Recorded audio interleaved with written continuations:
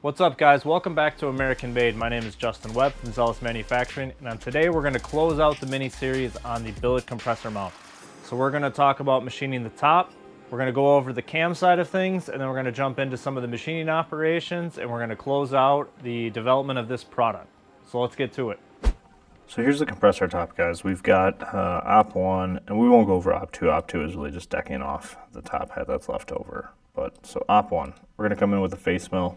We're going to go in with that 38 millimeter face mill that we talked about previously on other items and use. We're going in at about 3,000 surface feet a minute, 2,000 feet per tooth. Going to leave that nice finish on the top.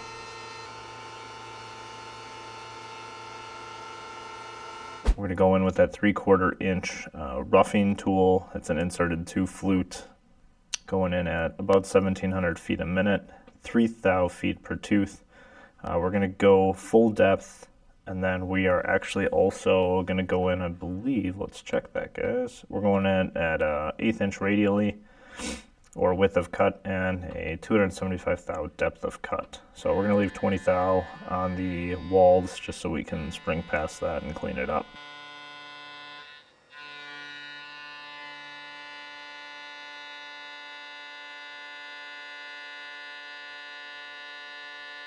I like this tool to remove a lot of the material, but you'll notice here that 3/4 tool can't get in there tight. So we're going to come in with a 3/8 inch serrated rougher to clear out all of that. Helixing in at 3 degrees. I really like the 3 degrees just because of the lower power on this machine.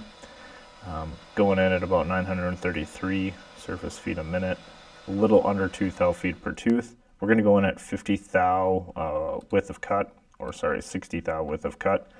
And full depth on this. I don't need to go all the way through. We're going full depth on that one. So as you can see here, everything's roughed out with that 3/4 2 flute indexable end mill. Sorry. So now we're going to go in and rough all the pockets. 3/4 doesn't get in there well enough, so we're going in with a 3/8 serrated rougher. We're going to come in and we're going to run, this is just a clearance hole. This is a number 12 clearance. We're going in, drilling these out, drilling the 4 corners out, and then I'll actually drill out this center. I just didn't want to add another tool because I had some tools that I like to keep in this machine.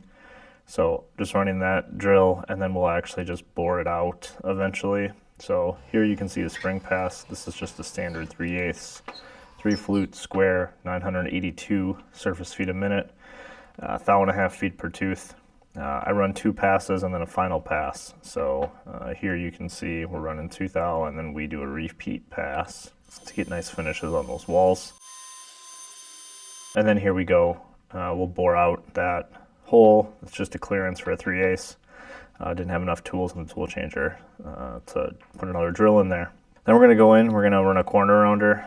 So the way I run corner rounders, we're running at 286 feet a minute, 1,000 feet per tooth, and you'll notice I leave stock here. I usually don't comp at the machine. I usually comp in my program, because if I forget to change it in the machine, then you can have a issue on the next part. Sometimes that happens when you're rushing through, but I usually leave 5 thou on my surface, and then I actually comp it at the machine to get it to set exactly how I want. So that's how I really like to run corner rounders, just to get that corner perfectly dialed in. And then just running a 1/4 inch ball, 3D contoured to get the surface there for that countersink. Again, don't have extra tool spots to run the countersink, so that was just what I did. This 1/4 inch ball kind of lives in this machine for all the surfacing I do, so just why not use it again there. So overall, that's that. So that concludes the mini series on the billet compressor mount. You guys have joined us for the base, the angled standoff, and now the top, and we have developed and manufactured a full billet Vaer air compressor mount. So I really like doing this, showing you guys the start to finish on full product development. Curious how you guys would have tackled this. Curious what you guys are developing now in your own product lines. So drop a comment below. Let me know what you guys are working on. If any of this helped, let me know. If you want any more in depth about any of the tools or any of the cam or operations that we used for this, please also drop a comment below. We'll go over more in depth on that there. As always, like, subscribe, turn on notifications for more Practical Machinist content.